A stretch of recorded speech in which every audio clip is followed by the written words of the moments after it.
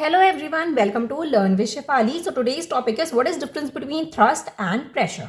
ये class 9 science का chapter number 10 gravitation का ये 5th टॉपिक है। इस कंसेप्ट को हम बहुत ही डिटेल में पढ़ने वाले हैं। दोनों में डिफरेंस हम समझेंगे, डेफिनेशन करेंगे, एग्जांपल्स के साथ हम पढ़ने वाले हैं। तो वीडियो को लास्ट तक ज़रूर देखिएगा, ठीक है। तो सबसे पहले आपको दोनों की डेफिनेशन पता होना चाहिए और आपने ये प्रेशर वर्ड तो सुन रखा होगा। जैसे ये बोला जाता है कि आप लोगों पर स्टडी का बहुत ज़्यादा प्रेशर है एक स्टूडेंट के ऊपर कि आपको बहुत अच्छे मार्क्स लाने हैं, ठीक है। तो उस टाइप का प्रेशर आपको पता है, लेकिन ग्रेविटेशन के चैप्टर में आपको प्रेशर का क्या मतलब होता है ये हम पढ़ेंगे। थ्रस्ट क्या होता है, मैं सबसे पहले इन दोनों की यहाँ पे डेफिनेशन लिख देती हूँ। थ्रस्ट पढ़ते हैं कि थ्रस्ट क्या होता है। The force acting on an object perpendicular to the surface. एक फोर्स लग रही है किसी भी ऑब्जेक्ट पे, ठीक है। उसका सरफेस क्या है, उसका सरफेस ऐसे नॉर्मल है, लेकिन फोर्स जो एक्ट हो रहा है वो परपेंडिकुलर में हो रहा है। अब परपेंडिकुलर क्या होता है वो मैं बता दूं आपको, आपने पढ़ रखा होगा 90 डिग्री का जो एंगल होता है उसे बोलते हो आप परपेंडिकुलर, ठीक है। या फिर आप बोल सकते हो कि किसी सरफेस पे वो एक स्ट्रेट पॉइंटिंग स्ट्रेट अप होना चाहिए, ठीक है। तो ऐसे फोर्स एक्ट हो रही है, ठीक है।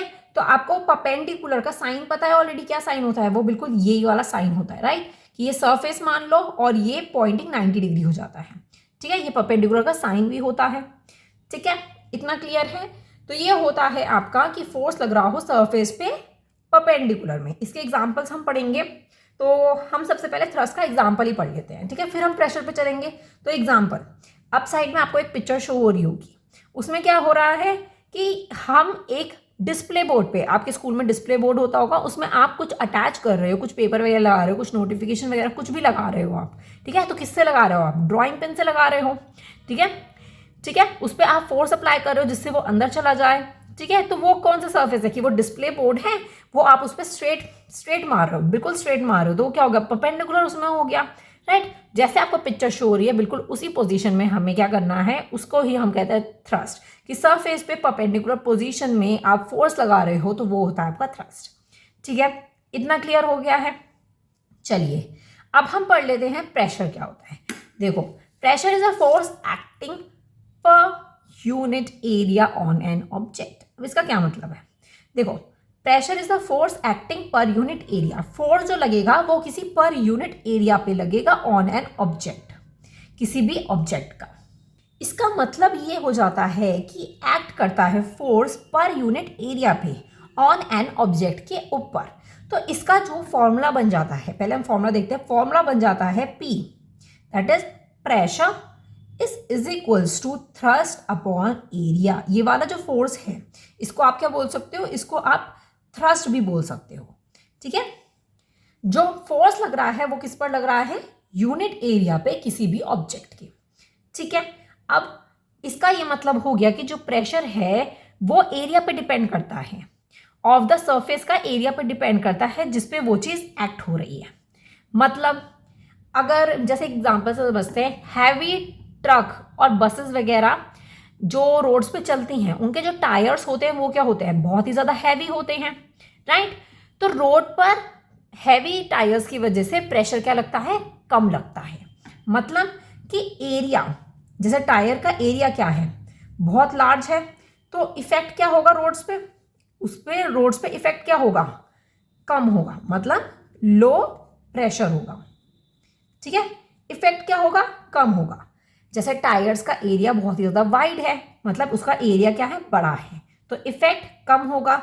अगर हम एरिया की बात करते हैं कि अगर एरिया कम हो, जैसे अगर मैं बोलूं कि आप ना किसी सैंड पर खड़े हुए हो, आप क्या एक सैंड पर खड़े हुए तो आप क्या फील करोगे कि आप अंदर जाते जा रहे हो सैंड के, ठीक है। आपका पैर जो है वो धंसता जा रहा है, तो दैट मीन्स उसका एरिया क्या हो गया, हमारे लेग्स का एरिया क्या हो गया, कम हो गया, ठीक है।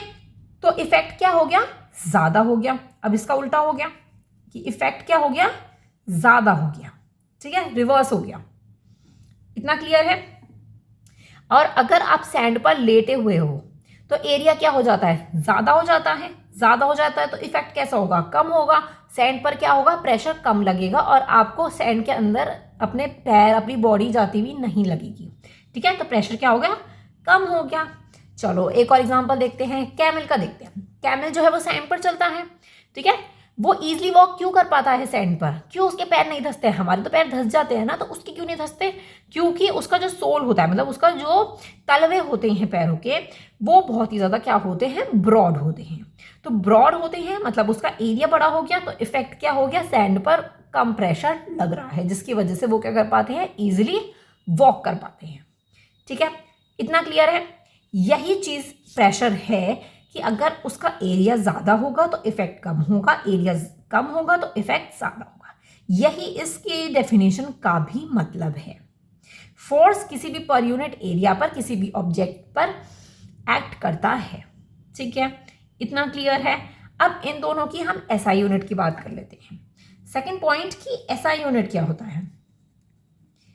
एसआई यूनिट क्या होगी इसकी, थ्रस्ट की। देखो, the force acting, force apply कर रहे हैं ना हम एक सरफेस पे परपेंडिकुलर पोजीशन में हम फोर्स एक्ट कर रहे हैं, तो फोर्स का क्या होता है, फोर्स की एसआई यूनिट क्या होती है, वो होती है न्यूटन। क्या होती है, न्यूटन। तो दैट मीन्स एन से हम क्या करेंगे, उसे बोलेंगे। ठीक है, अब मैं अगर प्रेशर की बात करूं, प्रेशर की एसआई यूनिट होती है, इसकी एसआई यूनिट हो जाती है आपकी पास्कल। क्या हो जाती है, pascal. That is P A से आप इसे डिनोट करते हो। ठीक है, पास्कल हो जाती है। ये आपको दोनों याद रखने हैं, थ्रस्ट की होती है न्यूटन और पास्कल की होती है, सॉरी, प्रेशर की होती है pascal, that is P A. ठीक है, इतना क्लियर है? आई होप आपको एग्जाम्पल भी बहुत अच्छे से क्लियर हो गया होगा। मैंने हैवी ट्रक का एग्जाम्पल दिया, ठीक है, कैमल का एग्जाम्पल दिया, मैंने अपने पैरों का, और जब आप साइड पे लेटे हुए होंगे तो उसका एग्जाम्पल दिया है। ठीक है, एक और एग्जाम्पल की अगर मैं बात करूँ इसी की, प्रेशर की ही, कि हील्स, लड़कियां हील्स पहनती हैं, तो हील्स का जो एरिया होता है वो क्या होता है, कम होता है। ठीक है, तो अगर आप हील खाओ, सैंड में लेके खड़े हो जाओगे, हील से सैंड पे खड़े हो जाओगे, तो हील क्या हो जाएगी, धंस जाएगी, क्योंकि उसका एरिया कम होता है। एरिया कम होगा तो इफेक्ट क्या होगा, ज़्यादा होगा। अगर आप शूज़ वगैरह पहनते हो जो कि बिल्कुल फ्लैट होते हैं, ठीक है, तो उनका एरिया क्या हो गया, बड़ा हो गया। आपके शूज़ का एरिया क्या हो गया, बड़ा हो गया, तो इसीलिए इफेक्ट क्या हो गया, कम हो गया। आप इजीली वॉक कर सकते हो सैंड पर। ठीक है, इतना क्लियर है? तो अब मैंने आपको फोर्थ एग्जाम्पल भी दे दिया है। ठीक है, अब इसका एक और पॉइंट है, वो भी हम समझेंगे बहुत अच्छे से, मैं यहाँ पे लिख देती हूँ। थर्ड पॉइंट है हमारा, thrust does not depend on the area of the surface. Surface के एरिया पे थ्रस्ट जो होता है वो डिपेंड नहीं होता, सिर्फ सरफेस जो पे आप फोर्स लगा रहे हो वो परपेंडिकुलर पोजीशन में होना चाहिए। ठीक है, इस पे एरिया पे डिपेंड नहीं करता है। लेकिन प्रेशर जो है वो एरिया पे डिपेंड करता है। Pressure depend on the area of the surface on which it act. ठीक है, क्योंकि एरिया ज़्यादा होगा इफेक्ट कम होगा, एरिया कम होगा तो इफेक्ट ज़्यादा होगा। यही चीज़ आपको अच्छे से इसमें प्रेशर में समझनी है। ठीक है, इतना क्लियर हो गया है? चलिए, आई होप आपको ये टॉपिक बहुत अच्छे से क्लियर हो गया होगा। अब हमने ये सब तो बात कर ली सॉलिड चीज़ों की, कि वेट के अकॉर्डिंग ही ये चीज़ डिसाइड होगी कि प्रेशर जो है वो कितना पड़ रहा है। किसी सॉलिड चीज़ का सरफेस जो है वो वेट पे डिपेंड करता है और उसके एरिया पे डिपेंड करता है, कोई भी सॉलिड चीज़। नेक्स्ट टॉपिक जो है वो है हमारा, यहाँ पे हम लोग डिस्कस कर लेते हैं, that is pressure in fluids. इसका क्या मतलब होता है, इसका मतलब होता है कि प्रेशर इन लिक्विड और गैस। ठीक है, यहां पे हम लिक्विड और गैस की हम बात करेंगे कि प्रेशर जो होता है इन दोनों पर कैसे एक्सर्ट करता है। ठीक है, कैसे एक्सर्टेड होता है। ठीक है, अब आपको इस कंसेप्ट में ये चीज क्लियर होनी चाहिए कि जितने भी सब्सटेंसेस होते हैं वो इजीली फ्लो कर पाते हैं। एयर फ्लो हो, एटमॉस्फेरिक प्रेशर जो होता है वो ऑल डायरेक्शंस में फ्लो करता है, ऐसे ही लिक्विड है वो भी इजीली फ्लो कर लेता है। अगर मैं लिक्विड की बात करूं, ठीक है, लिक्विड की अगर मैं बात करूं तो सपोज आपके पास ये एक बॉटल है। ठीक है, मैं ये बोलती हूँ कि ये एक बॉटल है, इसमें आपने 3 छेद किए हैं। ठीक है, इसमें 3 छेद किया और इसमें ऊपर तक क्या भरा हुआ है, इसमें वाटर भरा हुआ है। ठीक है, तो इन होल्स में से अब क्या हो रहा है, पानी बह रहा है। अब आप ये देखो कि खाली होना तो ऊपर से शुरू होगा ना, यहाँ पे क्या होगा, हैवी फ्लो होगा। ठीक है, यहाँ पे जब पानी खत्म हो जाएगा तो यहाँ पे क्या हो जाएगा, एम्प्टी हो जाएगा। यहाँ पे जो है फ्लो बहुत ही ज़्यादा स्लो हो जाएगा। जब यहाँ तक पानी होगा ना तो ये हो जाएगा बिल्कुल स्लो हो जाएगा इसका।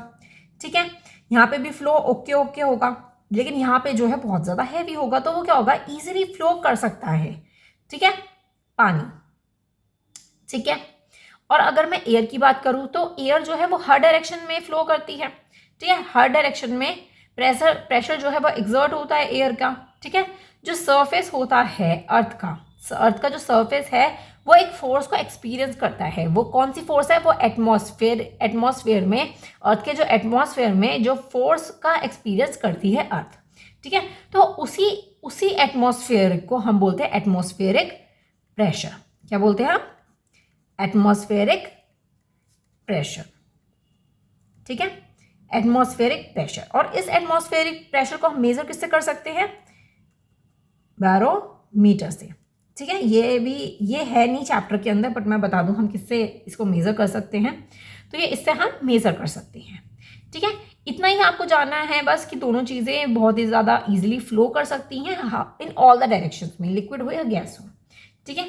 और जो हमारे जो अर्थ का जो सरफेस है उस पर जो एटमॉस्फेयर है, जो प्रेशर एग्जर्ट होता है उसको आप एटमॉस्फेरिक प्रेशर बोल सकते हो, जो कि हम मेजर भी कर सकते हैं, दैट इज बैरोमीटर से, ठीक है।